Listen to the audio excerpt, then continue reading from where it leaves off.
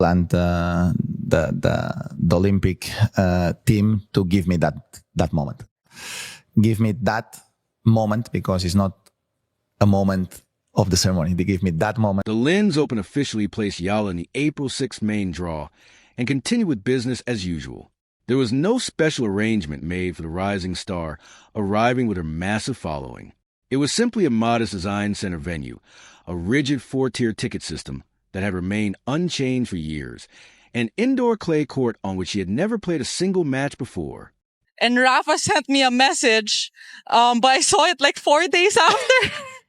He was buried in your DMs. Yeah, so I left him undelivered for 4 days, and I almost... This silence is actually saying something loud and clear. At the Australian Open this January, the line for her Court 6 match was captured in photos stretching all the way toward Rod Laver Arena. Melbourne Park was constructed to handle huge crowds without issue. The Linz Open can only hold a small fraction of that capacity. In Dubai, she sold out every single match throughout her entire quarterfinal journey. At Indian Wells just 2 weeks ago, her practice sessions attracted crowds similar to those of Alcaraz and Sinner. The Filipino supporters creating all this buzz are not purchasing refundable tickets. They are showing up in person. When did you realize you were representing something much bigger? In Melbourne, I saw a couple clips of the lines and the people. I was at a loss for words. I think I was a little in denial. The Design Center Linz ticket system was created for a tournament that most people outside Austria had barely heard of before a player entered the draw. That system was never designed for this level of excitement and energy. Physically, it cannot handle it. And it clearly does not want Filipino fans getting close to Eala. Nadal, who trained with her last November and openly shared it on Instagram, has enough personal interest in her journey to understand exactly what the situation means when it explodes in Linz.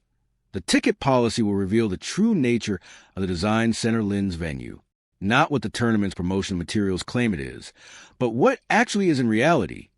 A converted exhibition hall located on Europaplatz in the heart of Linz, Austria. The venue returned to hosting this event in 2023 after a 20-year break, and it received WTA 500 status in 2024. The 4-tier ticket structure, premium seats, Category 1, Category 2, and Category 3, was built for a mainly domestic Austrian crowd, occasional tennis tourists from nearby regions, and a dedicated local fan base that has backed the tournament since 1987. No one who designed that system ever imagined overseas Filipino workers flying in from Vienna, Frankfurt, and Zurich. No one planned for fan clubs organizing group trips from London and Amsterdam. No one calculated what would happen when the fastest rising women's tennis player in the world, driven by unstoppable social media momentum, arrived at a venue with limited fixed seating and a box office that had opened ticket sales months before her name even appeared in the draw. Of course, the atmosphere in each tournament has been amazing, and it's been a different start this year than any other year I've ever had. So, 19-year-old lefty Alex Eala from the Philippines could be the next big thing in pro tennis. This is the first part of the problem.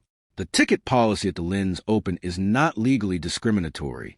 It was simply never created with Eala in mind. The tournament's choice to make 0 public changes after confirming her entry reveals everything about whether they plan to address the issue. Let's return to January for a moment, not to retell what occurred, but to understand what the Linz Open observed when they made their decisions. The Australian Open is one of the 4 greatest tennis tournaments on earth. Melbourne Park offers seating for tens of thousands across multiple main courts. When the scheduling team assigned Eala to Court 6, the belief was that a player ranked 49th at the time did not need a bigger stage. Within hours, that belief fell apart completely. The queue stretched toward Rod Laver Arena. Thousands of Filipino fans holding valid ground passes could not even see the match. People who had traveled from other states and even from overseas stood outside the packed venue, watching on outdoor screens. Because it also depends what court you're on, that you feel the noise and things. So the other day with Alex Eala, that's been a talk. I'm really happy to advance to the next round. Tennis journalist Jose Morgado openly called the scheduling decision just dumb.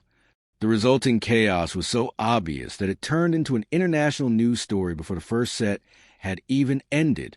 The Linz Open saw all of this unfold. Every WTA tournament director saw it happen.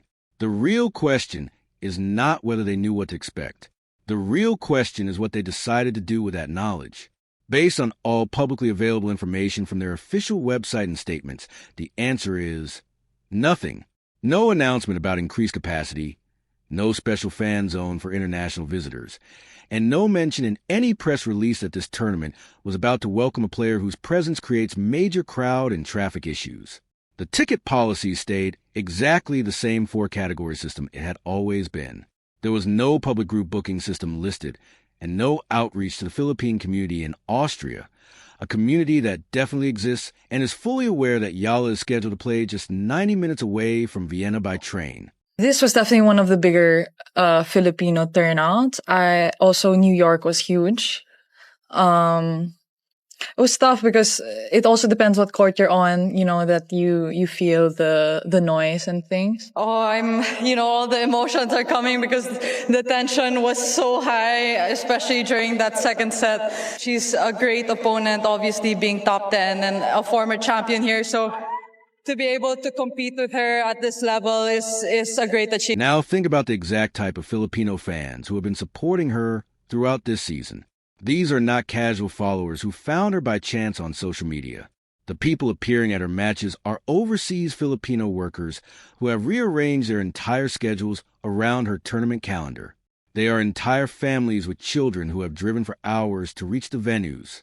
They are supporters who, at Indian Wells 3 weeks ago, were still sitting in the stands past midnight, wrapped in blankets against the cold California desert night, waiting for her first-round match to finish. When the match finally ended and she won in 3 sets close to midnight, the remaining crowd erupted in cheers.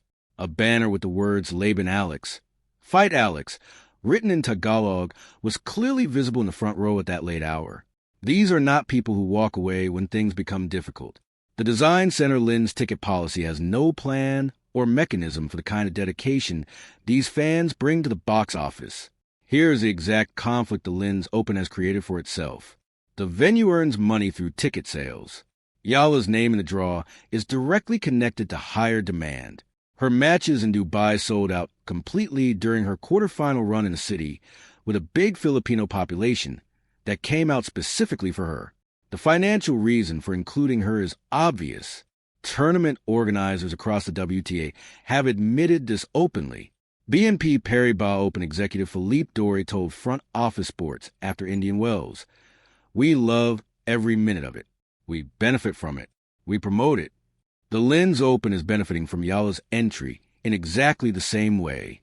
Her participation sells tickets and lifts the global profile of a tournament that, before its 2024 WTA 500 upgrade, most international tennis fans could not even locate on a map. But enjoying financial gains from her draw and actually making proper arrangements for the fans who follow her are two completely separate choices. The Linz Open is fully committed to the first, while showing zero visible effort toward the second. That difference between wanting the revenue and preparing the structure is exactly what the ticket policy reveals. Alex Eala has officially broken into the WTA top 40. Alex Eala is set to compete in the singles and doubles events. With energy like that, you don't get tired, so it was good. And Alex, so good to have you out here for the first time. How special was that? And now she's made history in a major way, not just for herself, but for her country and for the next generation watching. She's coming from Philippines, which is now a big deal. She's been the biggest ever, tennis player from that country. I'm really appreciative and super thankful. There's also the issue of timing. Eala publicly confirmed her participation in the Linz Open during the final week of March. April 6th is the very first day of main draw matches. That time frame is short, but not so short that a well-organized tournament could not release a public statement about capacity limits, work with local Austrian Filipino community groups, or at least update their FAQ page with helpful information for international fans traveling specifically to watch one player. None of that has taken place. The FAQ section on the official Linz Open website talks about re-entry scanning, ATM locations, and taxi stands near the Courtyard Marriott. It says absolutely nothing about what happens when the venue reaches uncomfortable capacity, because a 20-year-old from Quezon City has suddenly become the most discussed women's player in tennis. Eala advances to the Dubai WTA 1000 quarterfinals. Sheila Salaysay has that story. Hi everyone. I just wanted to come on here and thank every single one of you for your support, taking the time and effort out of your day to be there and cheer me on with the other girls. It means so much, especially at this time of the year. I couldn't thank you more, and I had such a fun. Nadal is not a silent observer in this situation.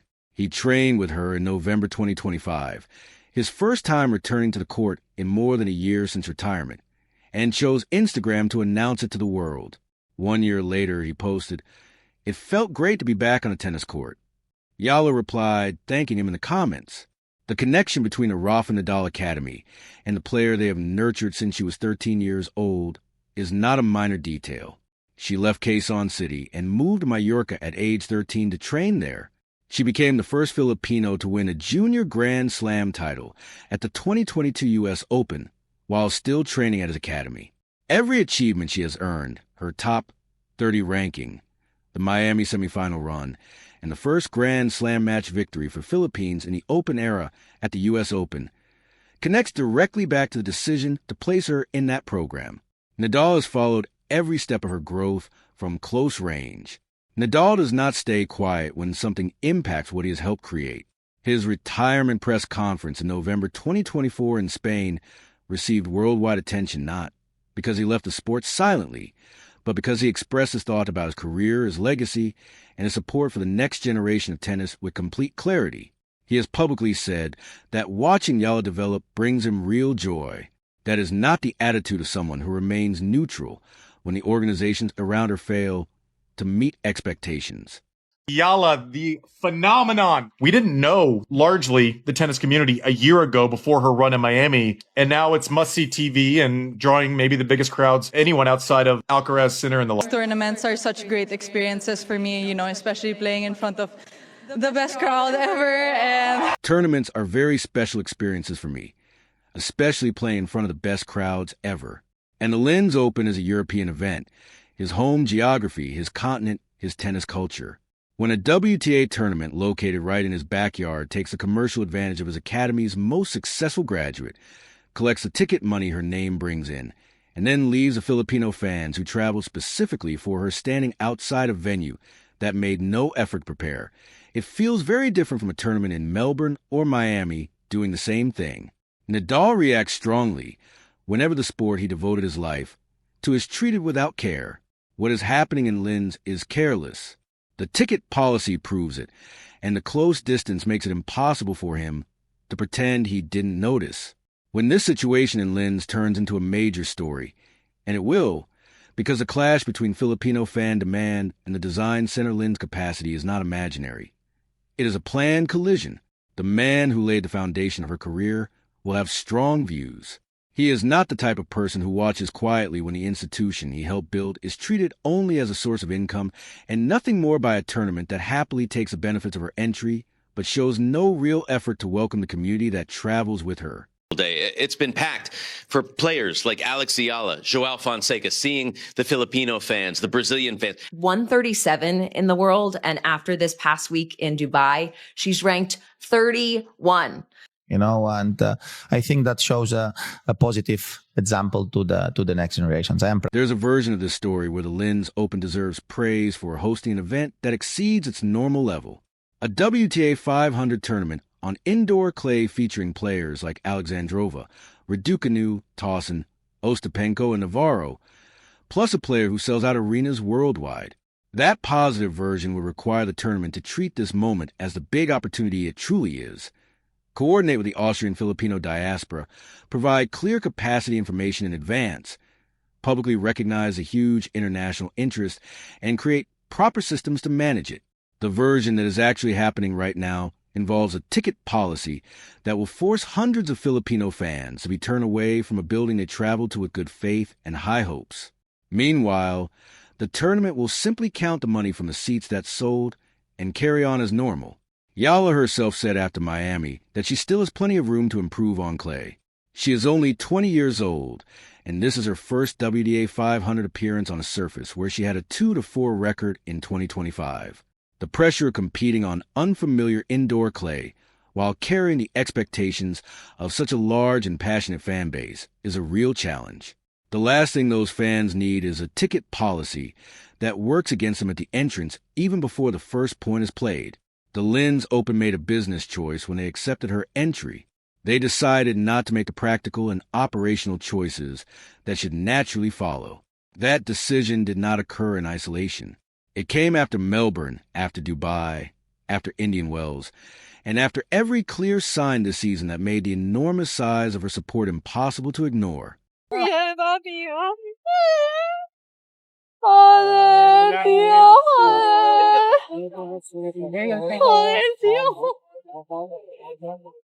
Well, she's being told X, Y, and Z. And I don't think.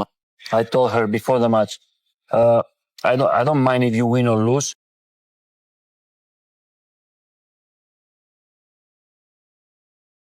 I do my best. I do what I can, and just if I see an opening, I think it's important that I go. The ticket policy proves it was never an accident. It was a deliberate choice. When this situation finally erupts, and the only remaining question will be exactly which day of the tournament it occurs, the discussion about what the Linz Open should have done will already be too late. The Filipino fans will be standing outside the building. The venue will have reached full capacity. The difference between what this tournament gladly took from Eala's participation and what it actually provided back to people who make her presence so valuable will be obvious to everyone watching. Nadal built the player who stands at the center of this moment. He knows exactly what she carries with her every time she steps onto the court. He knows what the community that follows her truly represents. When this moment arrives in Linz and the story spreads the way these stories always do, his reaction will not be quiet. The ticket policy was always going to reveal the truth. The Linz Open simply confirmed it by doing absolutely nothing. If this video gave you a fresh perspective on this story that you haven't heard anywhere else, subscribe right now. This channel covers women's tennis from the angles that mainstream media avoids and stays subscribed, because when Nadal finally responds to what happens in Linz, this channel will be the first place covering it with the depth it deserves. Hit the subscribe button. Turn on notifications, and don't miss what unfolds when Linz actually begins on April 6th.